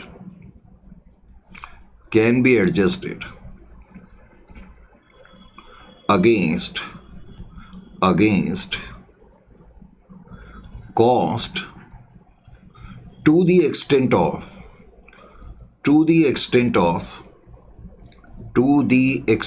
of excess amount। To the extent of excess का मतलब आपको समझ में आ जाना चाहिए। जैसे कि इस केस में एक्सेस अमाउंट 30,000 है, तो इन शेयर होल्डर से जो मेरे को 30,000 तक का डिविडेंड मिलेगा, हालांकि इस साल तो 10,000 ही मिला है, लेकिन 30,000 तक का डिविडेंड मैं कॉस्ट के अगेंस्ट एडजस्ट कर सकता हूं। ये पॉइंट आपको समझ में बहुत अच्छी तरह से इस क्वेश्चन में आ जाना चाहिए। Is it clear to you? अब अगर आपको ये चीजें इस पर्टिकुलर क्वेश्चन में समझ में आ गई हैं, तो अब इस क्वेश्चन को मैं पूरा कर करके दिखा देता हूं ताकि आपको समझने में किसी तरह की कोई प्रॉब्लम ना आए। तो इसको समझने के लिए मुझे समझाने के लिए क्या करना पड़ेगा? पहले तो मुझे लिखना पड़ेगा बुक्स ऑफ, क्या नाम है इस इन्वेस्टर का, चलो मैंने बुक्स ऑफ इन्वेस्टर ही लिख दिया, शायद F999 था, बुक्स ऑफ F999। तो F999 में आप बनाओगे investments in shares of X limited,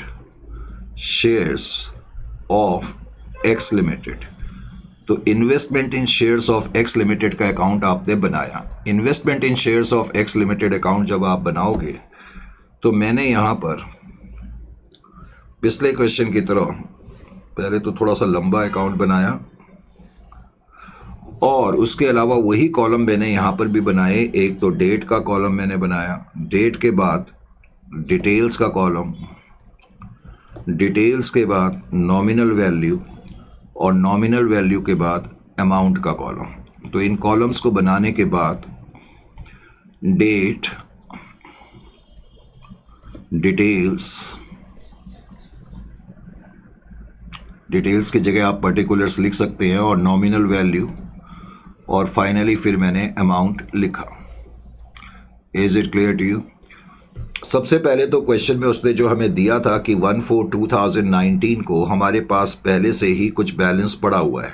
अब हमारे पास पहले से जो बैलेंस पड़ा हुआ है वो कितना बैलेंस पड़ा हुआ है? 25,000 शेयर का बैलेंस पहले से ही पड़ा हुआ है। तो बैलेंस ब्रॉट डाउन पहले तो आपने लिखा। नॉमिनल वैल्यू में आप लिखेंगे 25,000 इंटू 10। 25,000 इंटू 10 के हिसाब से 2.5 लाख रुपए यहाँ पर आपने लिख दिए। हालांकि बुक्स में उसने जो लिखा हुआ है 25,000 शेयर को 15 रुपए के हिसाब से रिकॉर्ड करा हुआ है। इसका मतलब है ये इनकी कॉस्ट हो जाएगी 3,75,000। यहाँ तक किसी तरह की कोई प्रॉब्लम नहीं होनी चाहिए। Is it clear to you? अच्छा जी, फिर क्वेश्चन में दिया था कि उसने कुछ और शेयर भी खरीदे। उसने जो शेयर खरीदे 20 जून 2019 को उसने कुछ और शेयर खरीदे। तो आप यहाँ पर लिखेंगे टू बैंक और ये इसने 5,000 शेयर खरीदे और ये 5,000 शेयर जो इसने खरीदे हैं 10 रुपये के हिसाब से खरीदे हैं, सॉरी 10 रुपये वाले खरीदे हैं, लेकिन 16 रुपये की पेमेंट दे करके खरीदे हैं। ये वही शेयर है जिनकी चर्चा हम बड़ी देर से कर रहे हैं। तो 5,000 इंटू 16 रुपीज़ के हिसाब से इसका मतलब 80,000 रुपीज़ में आपने ये शेयर्स खरीदे। Is it clear to you? उसके बाद क्वेश्चन में आगे दिया हुआ था बोनस इशू के बारे में। 16 अगस्त को 16 अगस्त 2019 को आपको कुछ बोनस इशू मिला, बोनस शेयर्स मिले और हमने कैलकुलेट करा था कि जो बोनस शेयर्स हमें मिले हैं 5,000 शेयर्स मिले हैं। तो 5,000 शेयर्स इंटू 10 तो इसका मतलब 50,000 नॉमिनल वैल्यू है और जाहिर है कि बोनस शेयर्स के लिए हमें कुछ पे नहीं करना पड़ता। उसके बाद फिर बारी आई राइट्स इशू की। राइट्स इशू की जो लास्ट डेट हमें क्वेश्चन में दी हुई थी वो 30 सितंबर दी हुई थी। तो जो लास्ट डेट दी रहती है उसी को लिख देना चाहिए। अब हमने टू बैंक राइट्स इशू, हमें 15,000 शेयर खरीदने का अधिकार था। 5,000 शेयर तो हमने बेच दिए, उस पर हमें कुछ इनकम हो गई, यानी कि 5,000 शेयर हमने नहीं खरीदे, उसको हमने किसी थर्ड पार्टी को या किसी तीसरे आदमी को बेच दिया और उससे पर शेयर को खरीदने का जो अधिकार था 2 रुपये के हिसाब से हमने चार्ज करा। मैंने कहा ये तो पीएनएल में आ जाएगा, बाद में मैं अभी पीएनएल अकाउंट बना दूंगा। तो बाई बैंक में यहाँ पर लिख दूंगा जो मैंने 5,000 राइट्स बेच दिए हैं, 5,000 राइट्स मैंने बेच दिए हैं 2 रुपये के हिसाब से, तो 10,000 रुपीज़ एक तो मैं यहाँ पर ये लिखूंगा। Is it clear to you और नॉट? उसके बाद 15,000 में से 10,000 शेयर हमने खरीदे। 10,000 शेयर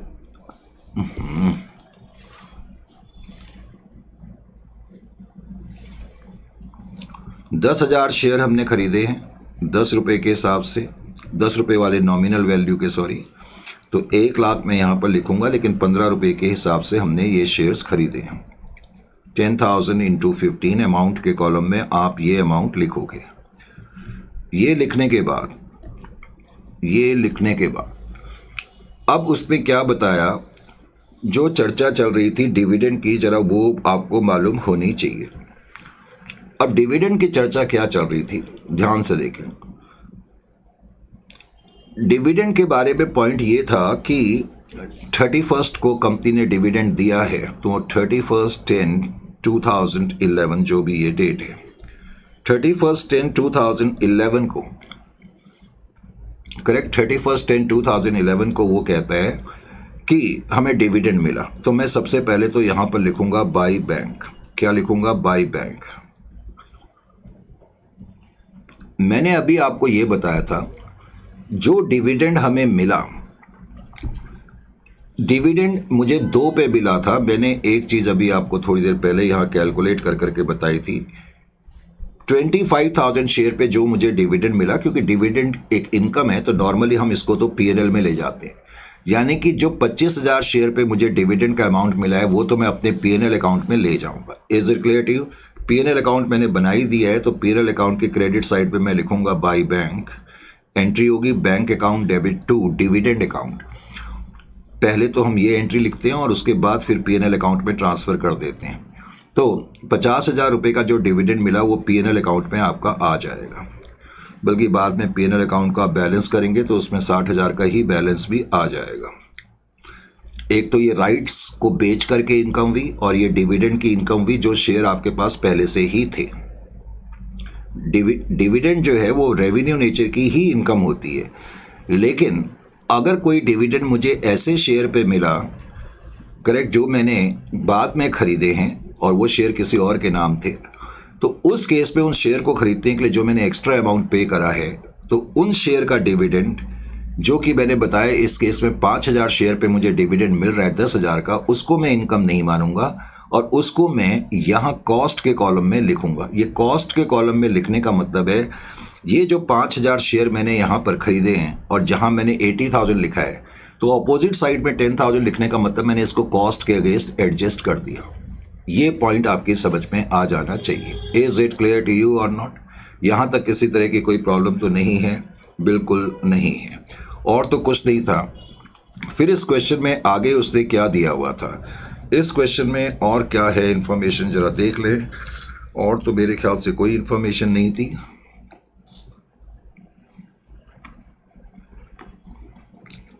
इस क्वेश्चन में कोई और इन्फॉर्मेशन है क्या?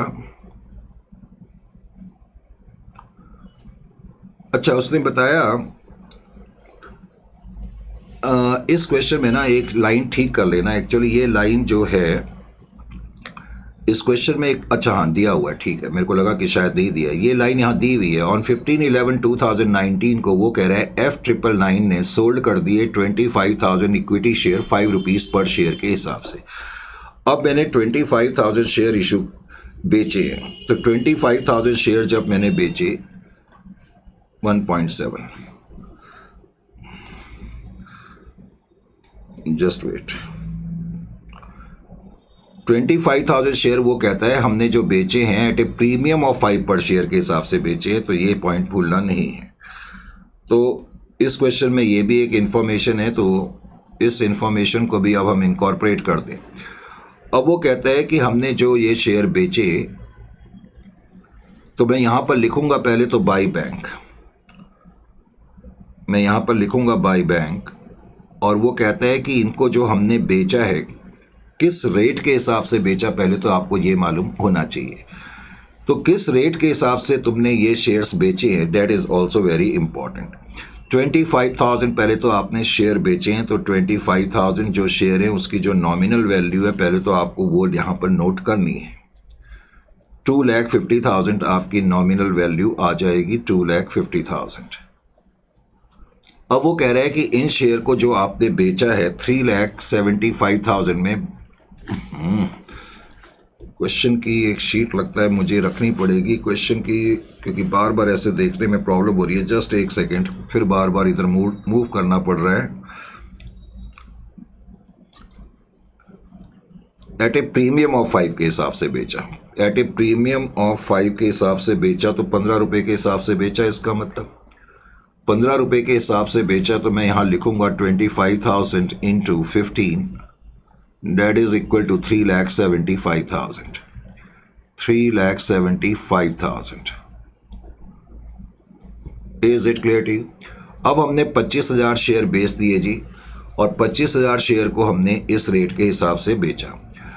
अब 25,000 शेयर जब आप बेचोगे तो उस पर नफ़ा या नुकसान भी तो आपको निकालना पड़ेगा।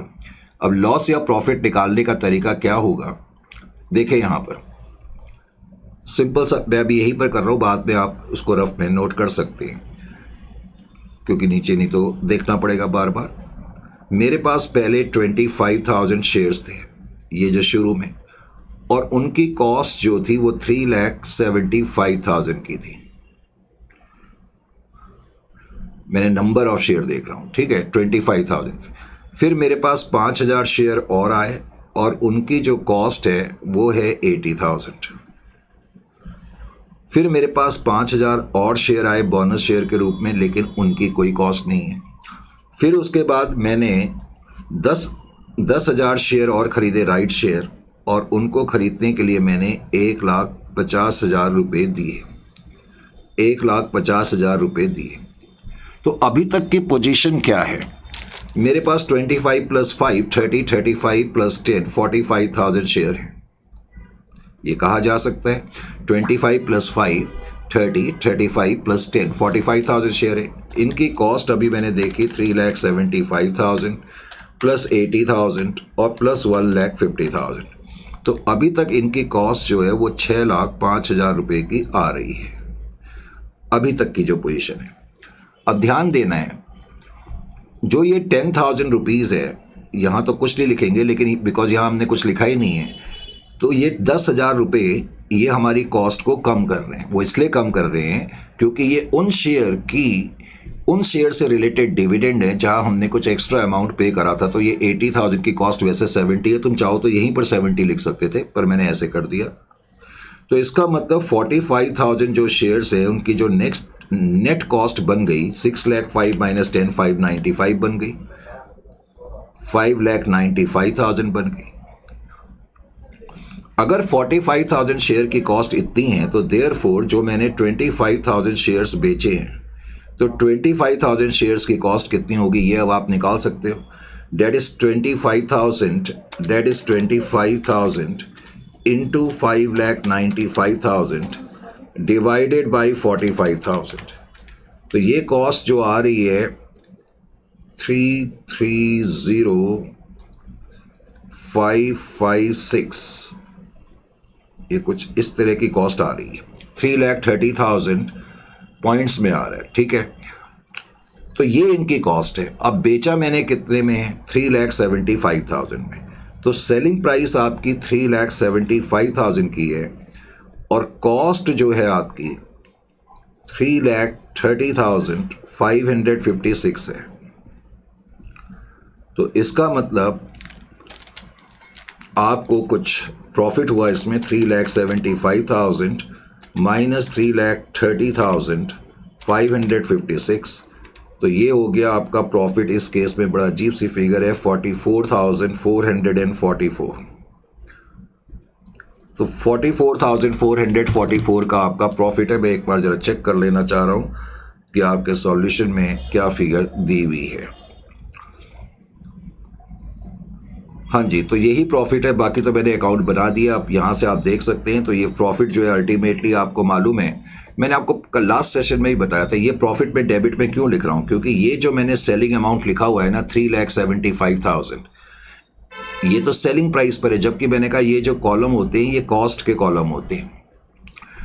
तो यहाँ हमने सेलिंग प्राइस लिख दी है। सेलिंग प्राइस को कॉस्ट पे लाने के लिए मुझे यहाँ पर प्रॉफिट लिखना पड़ता है 44,444 का। Is it clear to you? और उसके बाद फिर आप बैलेंस करेंगे तो बैलेंस आपका 20,000 शेयर्स आपके पास बच जाएंगे, क्योंकि मैंने बताया 45,000 शेयर्स थे, 25,000 शेयर आपने बेच दिए। अब 25,000 शेयर जो बेच दिए तो उसके बाद आपके पास 20,000 शेयर बचे, और ये आप कॉस्ट का बैलेंस करेंगे तो ये आपके पास बैलेंसिंग फिगर आ जाएगी। Is it clear to you और नॉट?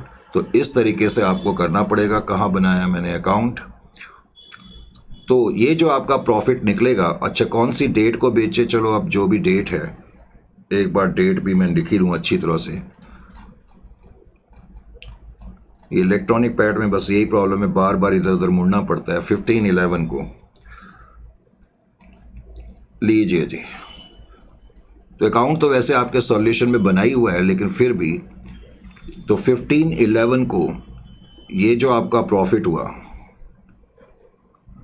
तो उस प्रॉफिट को आप लिखेंगे टू P&L, और ये वर्किंग नोट से आपने कंप्यूट करा 44,444। फिर उसके बाद अब आप इसको बैलेंस करेंगे। पहले तो ये जो आपने बेचा है 15/11/2019 को बेचा है। अब आप ईयर के एंड में आ जाएंगे। आपका ईयर का एंड जो है वो 31/3/2020 को हो रहा है और उस दिन आप बैलेंस कैरी डाउन करके दिखा देंगे जो मैंने अभी आपको बताया। अब आपके पास जो बैलेंस बचेंगे 45,000 में से 25,000 शेयर चले गए तो 20,000 शेयर्स ही आपके पास बचे हुए हैं और 20,000 की जो नॉमिनल वैल्यू होगी वो 2 लाख की होगी। अब कॉस्ट निकालने के लिए आपको इसको बैलेंस करना पड़ेगा। जो भी बैलेंसिंग फिगर आ जाएगी वो आप यहाँ पर लिख सकते हो। कंप्लीट कॉम्प्रिहेंसिव वर्किंग के साथ मैंने ये क्वेश्चन आपको, अच्छा यहाँ मैंने जब पीएनएल लिखा तो ये जो पीएनएल आपका आया है 44, इसकी भी क्रॉस एंट्री आपको यहाँ करनी पड़ेगी। तो यहाँ मैं लिख दूंगा बाय इन्वेस्टमेंट अकाउंट 44,444। तो ये आपका पीएनएल का बैलेंस जो है वो बढ़ जाएगा। ठीक है, पीएनएल का बैलेंस पहले आपका 60,000 का था, अब 60,000 में 44,444 ऐड करेंगे तो ये बैलेंस जो आपका हो जाएगा debt will be equal to 1,04,444। तो इस तरीके से इसको करना है। इंटरेस्टिंग क्वेश्चन था। इस क्वेश्चन को करने के बाद क्वेश्चन में आगे क्या देता है। अगला जो क्वेश्चन है इसको आप खुद ट्राई कर सकते हैं। एटलीस्ट एक क्वेश्चन आपको ट्राई कर लेना चाहिए। क्वेश्चन नंबर 1.8 इससे रिलेटेड है और फिर उसके बाद इस चैप्टर का आखिरी सेक्शन हम करेंगे इन्वेस्टमेंट इन डिवेंचर बॉन्ड्स, जिसको कि हम इंटरेस्ट बेयरिंग सिक्योरिटीज भी कहते हैं। मिलते हैं फिर आपसे नेक्स्ट सेशन में। टिल देन टाइम टू से गुड बाय।